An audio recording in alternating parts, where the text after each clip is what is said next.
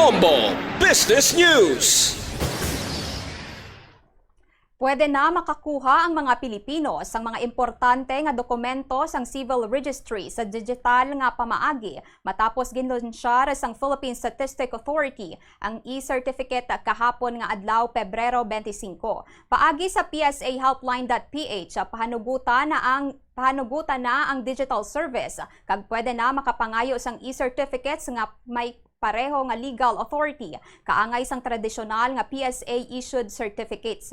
Dala sa mga digital nga dokumento nga pwede i-request kag ma-verify among birth certificate, marriage certificate kag death certificate amo man ang certificate of no marriage o konsinumara. Suno sa PSA ang ini nga serbisyo isa ka cryptographically secure nga nagakahulugan nga ini may ara sang hugot nga seguridad kag gindisenyo para sa real-time nga verifikasyon. Sang tuig 2023 ang kaangay sini nga serbisyo gintistingan man sa bulig sang Armed Forces of the Philippines, Pension kag Gratitude Management Center kag amumana sang Department of Foreign Affairs.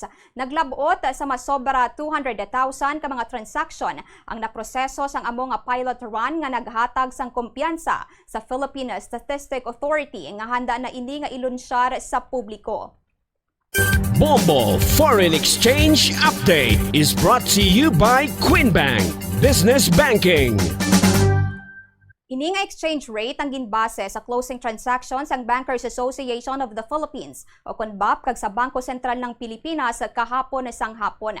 Magabalik ini subong nga aga. Para sa aton nga reference rate, 57 pesos and 51 centavos ang baylo sang isa ka US dollar, 7 pesos and 38 centavos ang baylo naman sang isa ka Hong Kong dollar, 45 pesos and 58 centavos ang baylo naman sang isa ka Singaporean dollar, 15 pesos and 39 centavos ang baylo sang isa ka Saudi Riyal, kag 67 pesos and 96 centavos ang baylo naman sang isa ka euro.